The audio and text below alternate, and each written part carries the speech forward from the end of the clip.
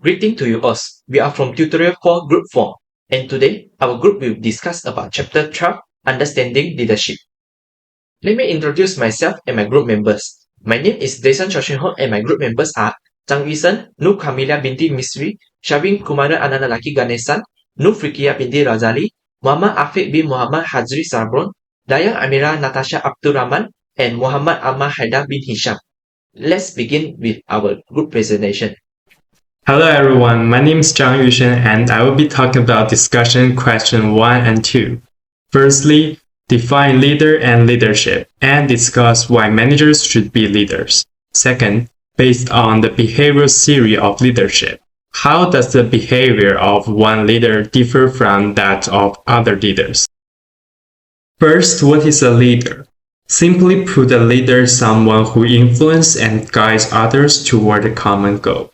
Leadership is the process of motivating people to contribute to a group's success. This leads to a crucial point. Why must managers be leaders? Because management tasks like planning and controlling are not enough today. To truly succeed, a manager must also inspire trust, drive innovation, and navigate change. A manager who leads doesn't just ensure work is done efficiently, but he should also ensure that it was done effectively and adaptively. This brings us to our next point: how do leaders differ? Behavioral theory tells us the difference isn't about personality but about actions, what leaders actually do. We see this along two key dimensions. First, in their focus. Some leaders are task-oriented, prioritizing goals and structures. Others are people-oriented, focusing on relationship and team's well-being. And second, their style. Some are directive, making decisions alone, and some are participative, involving the team in choices. So, one leader might be a directive taskmaster, while others are a participative coach. The difference lies in their chosen behavior. So, in conclusion, leadership completes management. And effective leadership is not a single style, but a flexible set of behavior that can be adapted to their team and the challenges. Hi, my name is Nur Kamilia binti Misri and I will be presenting discussion questions 3 and 4. So for questions number 3, leaders are born, not made. Do you agree with this statement, and why not? So in my opinion, this statement seems true if we look at trait theory. Early leadership theories believe that leaderships are born with natural traits such as drive, self-confidence, intelligence, honesty, and integrity. These traits help individuals influence others more easily. However, according to our slides, traits alone are insufficient to explain leadership effectiveness. Not everyone who has these traits become a good leader. This is where behavioral theories come in. These theories explain that leadership depends on what leaders do, such as how they communicate, motivate, and interact with employees. This means leadership skills can be learned through training and experience. In addition, contingency theories shows that leadership effectiveness also depends on the situations and the followers, not only the leaders' personalities. In conclusion, leaders may be born with certain traits, but effective leaders are made through learning, experience, and adapting to different situations. Next is questions number 4. A leader effectiveness depends on their followers' ability. Which theory claims this and why? So, in my opinion, this statement is best explained by the situational leadership theory. According to this theory, there is no single best leadership style. Leaders must adjust their style based on their followers' ability and willingness. For example, if the followers are unable and unwilling to perform a task, the leader should use a directive leadership style by giving clear instructions and close supervisions. On the other hand, if followers are able and willing, the leader can delegate tasks and provide minimal guidance. This idea is also supported by the Park-Goal theory, which states that leaders should choose leadership styles that match followers' needs and abilities to improve performance and satisfaction. In conclusion, a leader is effective only when their leadership style matches the ability and readiness of their followers. Thank you for a previous presenter. I'm Jason Choshin-Ho and now I will present the discussion question 12.5. Do you think that most managers in real life use a contingency approach to increase their leadership effectiveness? Discuss. In my opinion, yes. Most managers who adopt a contingency approach are likely to achieve effective leadership in business management. This is because in the dynamic world of business management, a fixed staff usually is difficult to fit every situation, especially when it comes to leadership and organizational strategy. In other words, using a contingency approach, or we can also call as contingency theory or contingency model, in real-life management has proposed that the most effective leadership approach depends entirely on the specific situation at hand. Rather than prescribing universal management principles, this contingency approach emphasizes the importance of matching leadership styles, organizational structures, and decision-making processes to each business unique situations. Although there are several strengths while using a contingency approach, there are also some criticism from management researchers. Now I will discuss the advantages of contingency approach. First of all, flexibility. A contingency approach is flexible for managers to use because we could know that in real-life management, different situations require different leadership approaches, rather than applying a fixed leadership style to all situations. Besides, this theory acknowledges the complexity of real-world leadership challenges and provides a framework for making situational assessment. Next, realism. As organizational environments are dynamic, effective leaders must adapt to changing environments using a contingency approach, rather than rigidly applying predetermined strategies. This is because inappropriate approaches will lead to leadership ineffectiveness in overcoming the problems that caused by changing environments. Alright, now I will talk about disadvantages of contingency approach. Firstly, complexity. It is the main criticism of contingency approach because it is difficult to assess all situational variables accurately and determine the optimal leadership approach.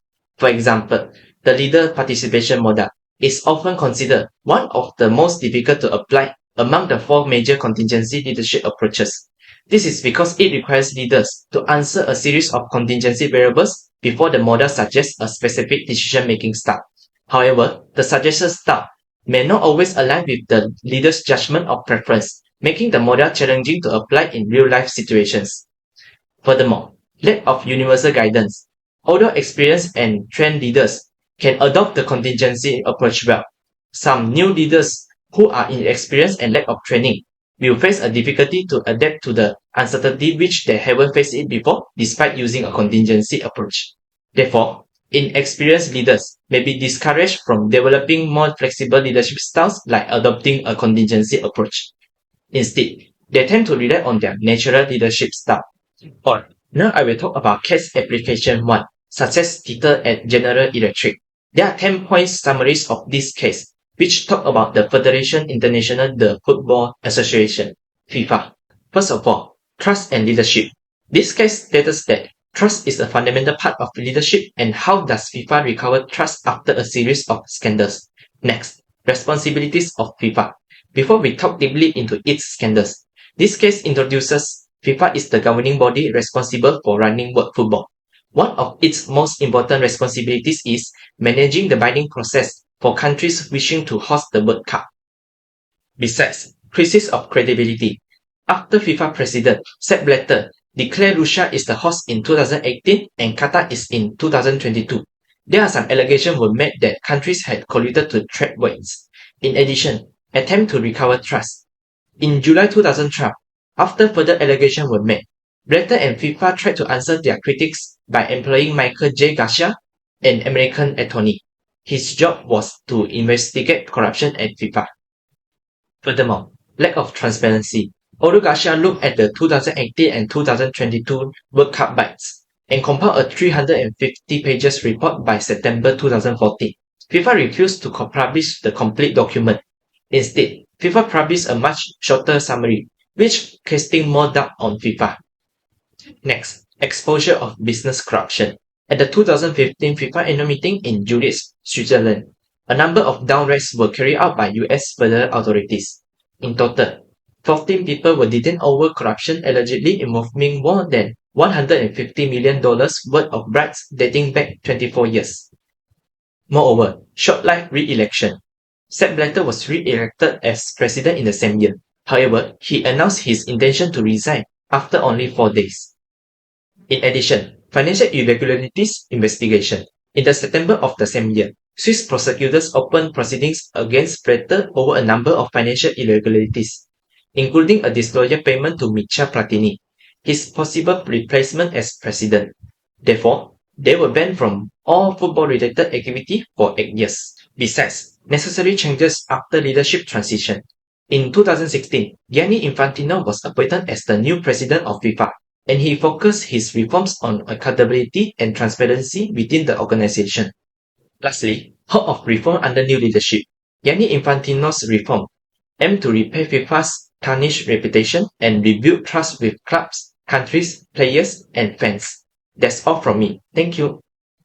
A very good morning to my fellow lecturer and my friends.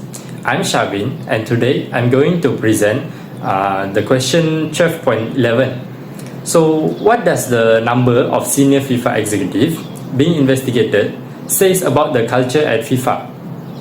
So, when we look about at how many senior FIFA executives were investigated, it's clear that corruption was not just the problem of a few individuals, but it was widespread and had become part of how the organization operated. So the fact that top leaders were involved also shows that FIFA had weak ethical leadership and poor accountability. So when leaders themselves ignore ethical standards, it sends the message that such behavior is acceptable. So it clearly shows that this is supported by the long-term nature of the scandals, where 14 officials were involved in the bribery case over $150 million across 24 years. So this clearly suggests that unethical behavior had become normalized within FIFA's organizational culture. Now, let's jump into question 12.12. Of the 8 suggestions for building trust, which should have been the focus for FIFA. Of the 8 suggestions for building trust, the most important one that FIFA should have focused on is practicing openness and telling the truth. Trust cannot exist without transparency, especially in an organization that governs the world's most popular sport and managed event followed by billions of people worldwide, such as the FIFA World Cup. During the corruption scandal, FIFA faced intense scrutiny from fans, sponsors, governments, and football associations. At that critical moment, openness was essential to restore confidence. However, instead of fully transparent, FIFA made a decision that further damaged its credibility. Michael J. Garcia had prepared a comprehensive 350-page investigation report into the allegation of corruption related to the World Cup bidding process. Despite the importance of this report, FIFA chose not to release it in fully and issue only a brief summary. This decision created the impression that FIFA was hiding information and protecting certain individuals rather than addressing the problem honestly. As a result, many stakeholders questioned FIFA's integrity and commitment to ethical governance. The lack of transparency led to public backlash and even caused Garcia himself to criticize FIFA for mispresenting his findings, which further weakened trust in the organization. If FIFA had chosen to release the full report and clearly explain its findings, it could have demonstrated accountability and genuine willingness to confront wrongdoing. Being open about mistakes, even when the truth is uncomfortable, often helps regain trust more effectively than secrecy. Transparency will have signaled that FIFA was serious about reform and committed to the fair governance. So that's all from me. Thank you. Hi, my name is Novika binti Razali, and I'm going to present question 1213. For the question 1213, what does the case say about Blatter's style of leadership? Blatter's style of leadership is task-oriented, which is he was primarily interested in productivity and getting the job done. In 2011, Blatter confirmed to do an internal investigation for the Nets event in 2022. In July 2012, Blatter and FIFA hired Michael J. Garcia, an American attorney, to investigate corruption at FIFA and take a good look at World Cup bids. The Blatter instead appeared to protect the organization's image and his own position at the expense of integrity. This highlights a significant leadership flaw, which is he focused on the survival of his own position and the organization's outward image while ignoring the internal root of corruption. Ultimately, his style lacked the ethical leadership necessary to maintain public trust, as he prioritized the completion of high-stakes tasks over the moral integrity of the institution. For the question 12-14, in 2011, when asked about the crisis at FIFA around the rumors of financial irregularities, Blatter downplayed the allegation dismissively. Which of the 5 dimensions of trust do you think Blatter was failing to demonstrate here? In my opinion, I think he failed to demonstrate openness, which is willingness to share ideas and information freely. As example, by September 2014, Gracia had a compiled, comprehensive 350-page report, although FIFA's own ethics committee refused to publish the complete documents and preferred to do summary. This casting more doubt on FIFA. This made he fail to share information transparently and acknowledge legitimate concerns. Blatter proved that his priority was to control the narrative rather than to be transparent with the public and FIFA stakeholders. For the second one, I think it is integrity, which is honesty and trustfulness. As example, FIFA misrepresented the Gracia's full report. This because by dismissing credible allegations, he appeared unwilling to act honestly or ethically. This dismissive attitude in 2011 was the earliest warning sign of a leadership culture that chose to ignore ethical red flags to maintain power. Consequently, the trust gap between FIFA and the globe community became insurmountable as stakeholders realized that the leadership was neither open about its problem nor honest about its solution. Question 12.15. For Infantino to succeed, what style of leadership do you think would be most effective? To succeed, Infantino needs to adopt a transformational leadership style. This means focusing on ethical reform, transparency, and accountability within FIFA. By leading with integrity and setting clear ethical standards, he can inspire real cultural change in the organization. Most importantly, this leadership style helps rebuild trust with key stakeholders such as fans, sponsors, and member associations. Through leading by example, Infantino can restore FIFA credibility and long-term reputation. Next, I will be discussing case application 2, which focus on leadership through the example of Sir Alex Ferguson's tenure at Manchester United and how his leadership approach contribute to long-term organizational success. Manchester United achievements between 1986 and 2013 were not accidental. Under Sir Alex Ferguson, the club became one of the most successful football organizations in the world. This sustained performance drew significant attention to his leadership style, particularly because success was maintained across different generations of players, changing competition levels and evolving external pressure. One of the most defining aspects of Ferguson's leadership was his discipline-oriented approach. He was well known for what players refer to as the hairdryer treatment, where he would confront underperformance directly and forcefully. While this approach appeared aggressive on the surface, it was not applied randomly. Ferguson tailored his response to individual players, using strictness when necessary and support when appropriate. This flexibility highlights a situational leadership style where behavior change depending on the needs, personality, and maturity of the follower. Beyond disciplines, Ferguson played a major role in reshaping organizational culture when he joined Manchester United. The club had ingrained negative habits, including a problematic drinking culture. Ferguson confronted this issue directly and replaced them with a strong emphasis on professionalism, discipline, and work ethics.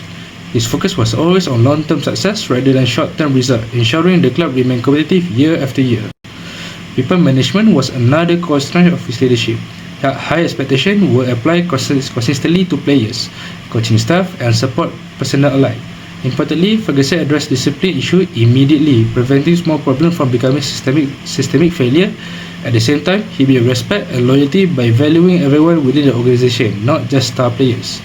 This balance of authority and respect helped foster commitment and trust. Ferguson also demonstrated exceptional attention to detail, which reinforced a strong sense of identity within the club. He emphasized pride in representing Manchester United, even insisting on appropriate dress standards when players represented the club publicly. He made the effort to learn the name of not only the players but also support staff, reinforcing the idea that every individual mattered. These actions strengthened belonging and reinforced a shared organizational purpose. Another critical leadership element was consistency. Ferguson set clear standards and reinforced them uniformly, regardless of a player, fame or status. Discipline was tied to performance and commitment rather than favoritism. This consistency enhanced his credibility and assured fairness, which is essential in high-performance environments. Ferguson also displayed strong decision-making authority.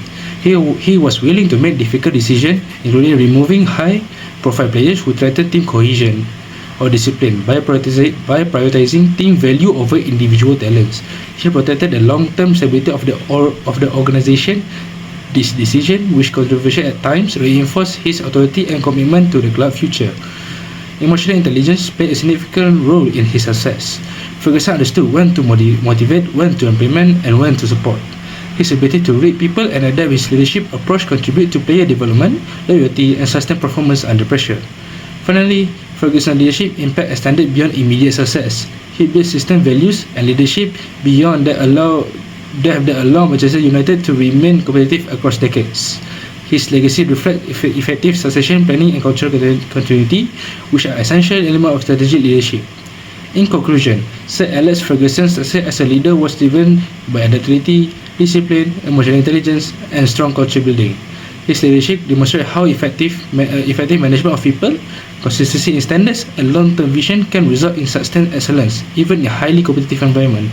These cases provide valuable insight into practical leadership application across any organization context. Thank you. For question 12-16, Alex Ferguson's actions support several leadership theories. First, he demonstrated transformational leadership by changing the culture of Manchester United. He created a clear long-term vision and motivated players to commit to the team goals, not just personal success. Second, Ferguson showed a situational leadership because he did not treat all players the same. He adjusted his leadership style based on each player's personality, using strict discipline for some and support and encouragement for others. Third, his leadership reflects behavioral leadership. He emphasizes discipline, professionalism, and hard work. He also set clear rules and expectations for everyone in the club. Lastly, Ferguson also displayed trait leadership. His confidence, authority, and determination helped him lead effectively and gain respect from players. Moving on to question 12-17. Several leadership traits are clearly demonstrated in this case. One key trait is discipline. Ferguson enforced strict behavior standards and addressed problems immediately. He also showed high standards as he expected excellence and a strong work ethics from both players and staff. Another important trait is confidence and authority. He made firm decisions and was not afraid to be strict when necessary. Ferguson also showed attention to detail by valuing every role in the organization and building strong leadership. Finally, his adaptability allowed him to balance discipline with support, which helped him remain successful over a long-term period. Overall, Ferguson's leadership theories and traits explain why he was able to achieve long-term success. Good day everyone, my name is Muhammad Ahmad Hisham and today I will be presenting discussion question 12-18 and 12-19. So let's begin with question 12-18. The question asks, to what degree has emotional intelligence played a part in Alex Ferguson's success? Based on the case, emotional intelligence played a very significant role in his leadership success.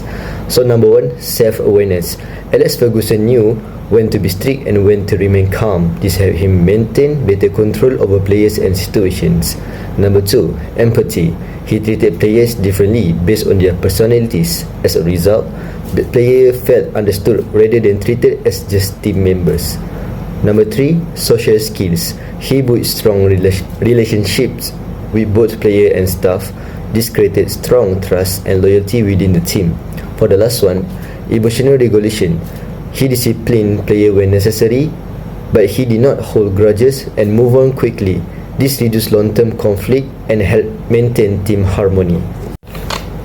Let's move on to the next question. The next question is 12-19. The question asks, what are the possible problems of varying leadership approaches with different players?